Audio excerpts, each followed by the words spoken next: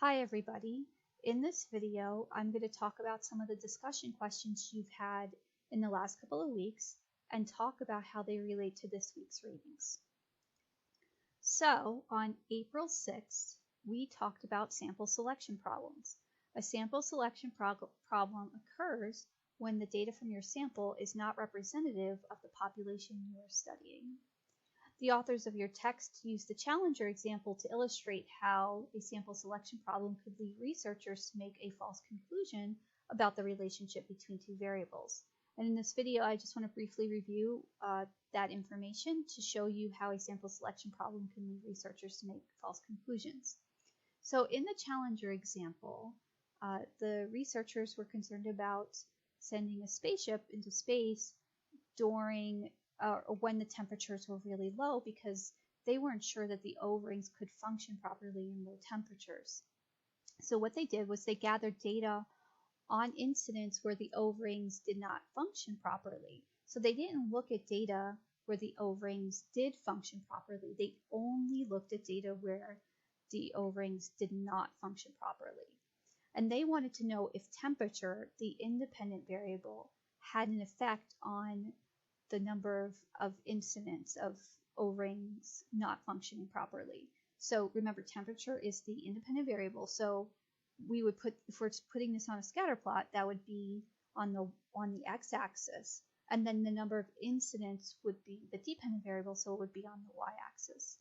So the scientists would plot the data, and if you look here, now first of all, note that there's a 0 here on the y-axis, but there are no zeros in the data because they never looked at those, okay? So if you look at the relationship between temperature and the number of incidents based off of this data, it doesn't look like there's a relationship. If we drew a line through the middle of these points, and I can actually do that, shapes here, I'll try to make a line for you to show you. If we drew a line between the middle of these points, see, let me just make it a little bit darker for you. So if we drew a line between the middle of these points to illustrate the relationship between temperature and the number of incidents, the slope of that line would be about 0, meaning that as temperature changed, the number of incidents didn't change. So based off of this information, they concluded that temperature did not affect O-ring incidents, and so they let the Challenger launch into space, and it blew up and all the astronauts died, and this was disastrous. Now, had they, and I want you to look down here now, had they looked at the data where there were no incidents, and so they plotted the data where there were no incidents and, made sure to include temperature, right? So knowing what the temperature was when there were no incidents. If they did that, the shape of this graph changes, right? So if we were going to draw a line between the middle of these points now, so now we're including no incidents, the slope of that line becomes about negative. This is just an estimate. So it looks a little bit more like that, okay? So as the temperature increases, the number of incidents goes down. So it's clear that temperature has a negative effect on O-ring incidents. In other words, as temperature increases, the likelihood that the O-rings would not function properly goes down dramatically. And if you look at the data here, below 65 degrees, there's always an incident, okay? So clearly, the low temperatures are increasing the probability of incidents dramatically here.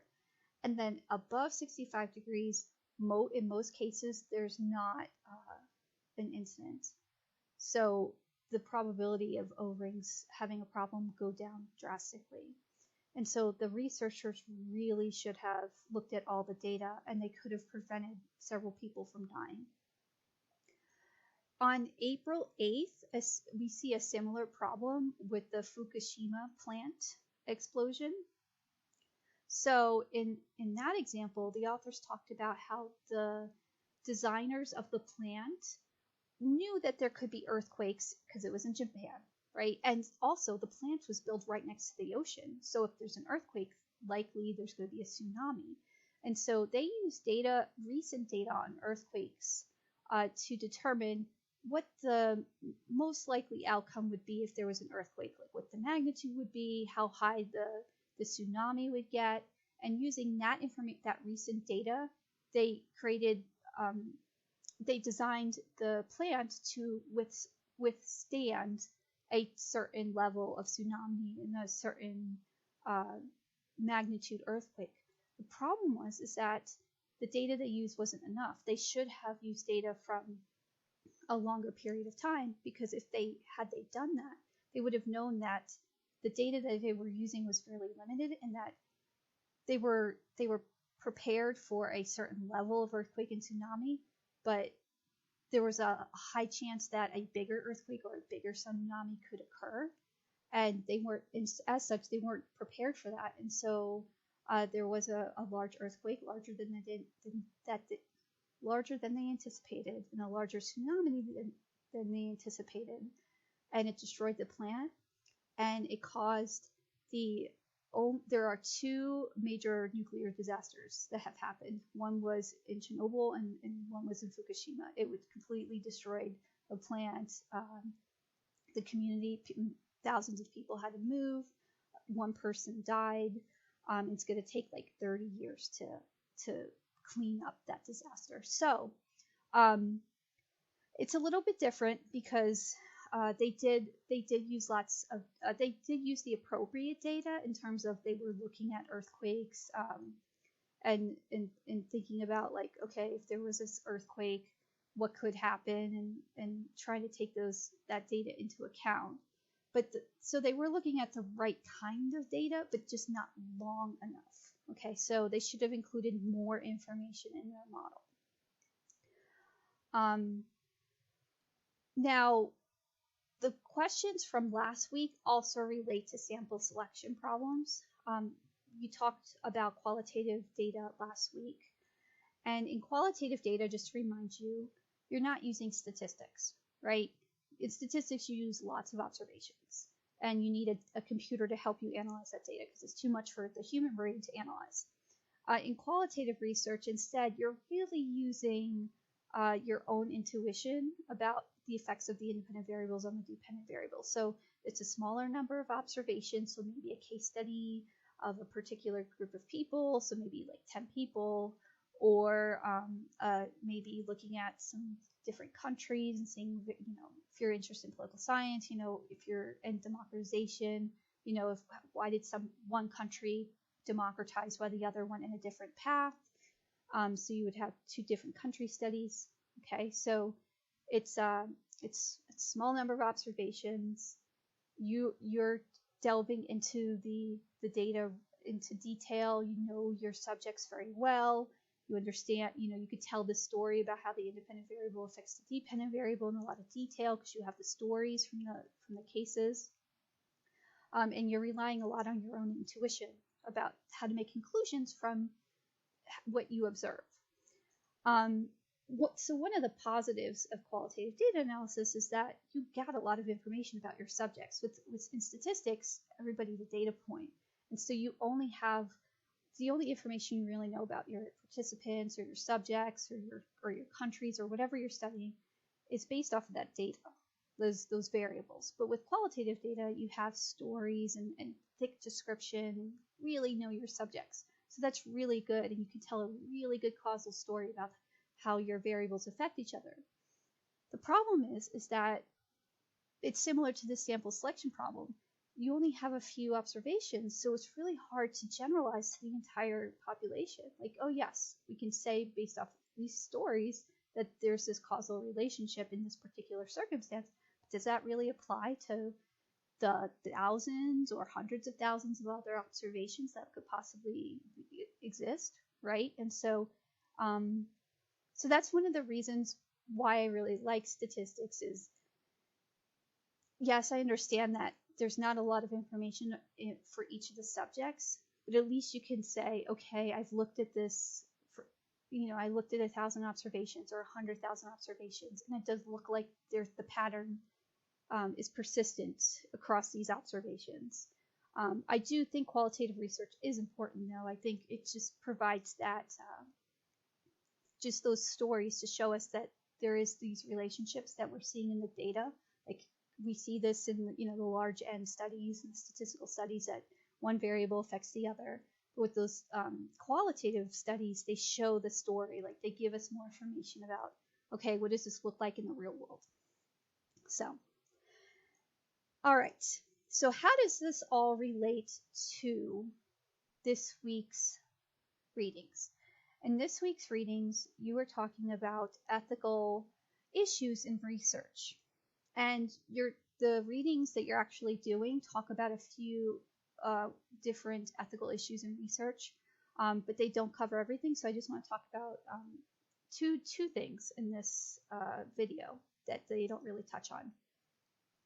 So you've this whole semester, you've learned about research design, how to properly measure variables, how to properly design a study.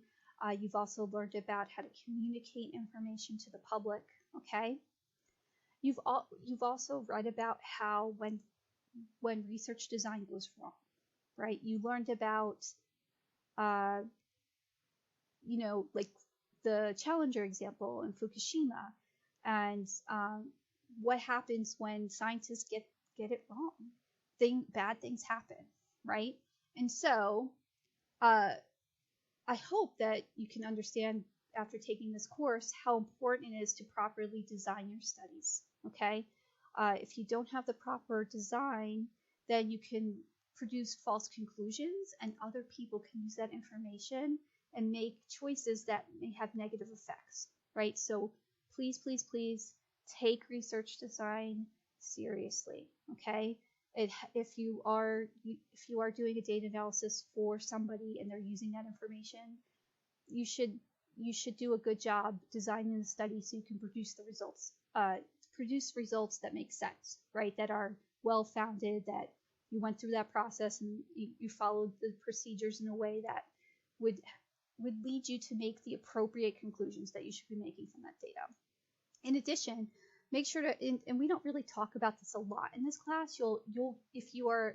Some of you will take more stats classes, some of you won't, but if you do, you're going to learn a lot about how to interpret data. And I hope that if you do take those classes, please pay attention, because it's not just enough to design your studies the right way. You really need to know how to properly interpret the results. And if you don't interpret the results correctly, you're going to make false conclusions again. So please, I emphasize this, please properly interpret your results. Also, we talked about this a little bit throughout the semester. It's also important to communicate the results of your study in a way that the affected parties can understand and use in decision making.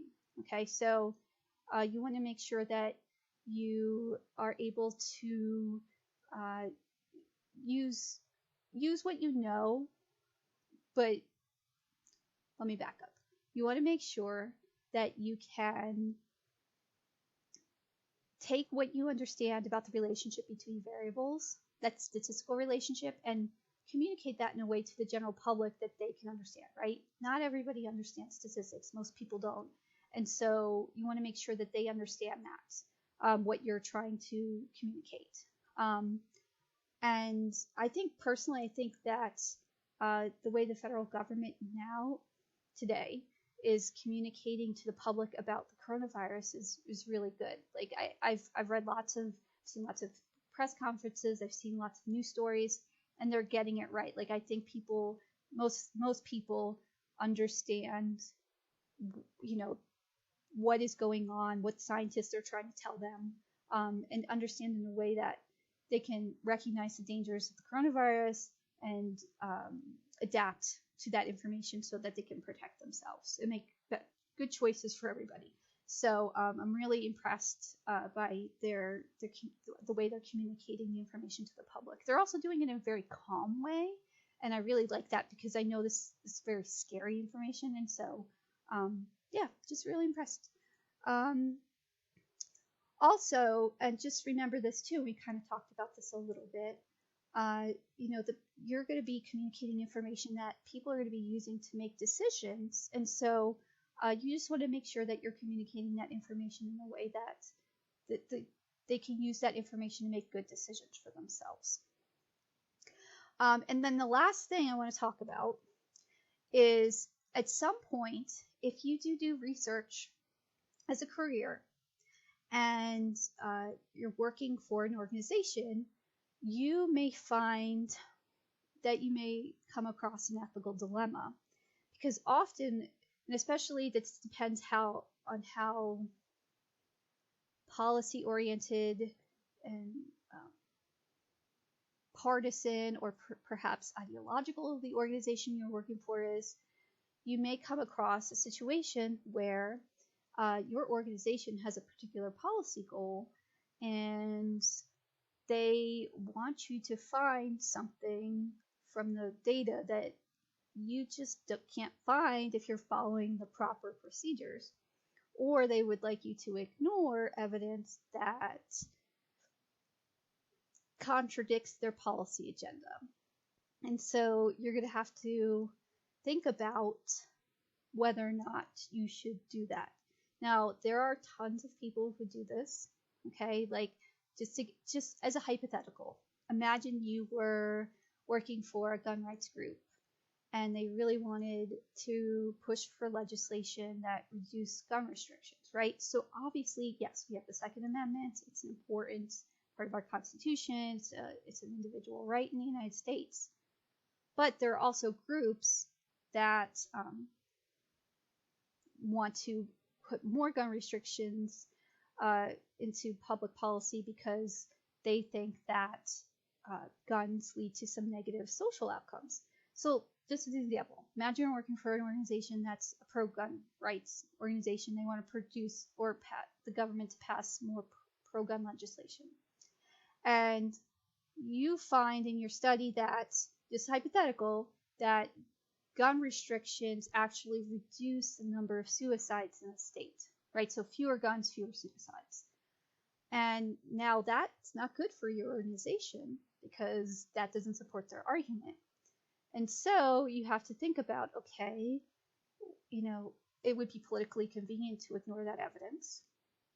But if that's true, if it is true, then more people will die if you pass laws that make it easier for people to get guns, right? And so I think personally that the best approach to that would be to acknowledge that that's just true, if that was true, and think about, okay, so we want people to have guns, right, because of the Second Amendment, but we know there's going to be this negative consequence. How can we meet both of those policy goals, right? It doesn't have to be one or the other. You can have both. You just have to figure out how to make them both work. And so at some point you may decide, okay, I have to ignore that information because it goes against what my bosses want, right? And lots of people do that, okay? But you could also take another approach and be more comprehensive and try to balance those interests. So I'm just letting you know that's how the real world actually works, and you just at some point have to make those decisions. Of course, you get to choose who you work for. So if you're fine with those types of choices, then you can obviously, you won't feel you'll feel okay working for organizations like that. But if you're not, then and you still want to do policy work, just make sure to pick an organization that you think you can feel that will allow you to be more honest about research. And then lastly, and this is especially for you, for students who want to go to graduate school, in these questions, you read about a graduate student who faked data so he could get published and finish his dissertation. And at some point, if you enter academia, there's lots of pressure, and it's like publish or perish. And if you don't publish, it's really hard to get a job. And so this grad student just made stuff up, thinking he could get through. He made all his data up, and thinking he could just get through, and he got a nice cushy job because of it. And then somebody found out that he made it all up, and so now he was completely disgraced and lost his job, and lots of really bad things happened. So you may think you could get away with it, but at some point somebody might catch you. So it's really better not to be caught. So please, if you feel pressure to lie, just do the best you can to be ethical. And I hope that you enjoyed all the discussions. I really wish we could have had them in person, but I hope you're all doing well. And the best we can say right now is we're all safe and healthy, I guess. And anyways, I will send out another video before the end of the semester just to see how everybody's doing. All right, bye.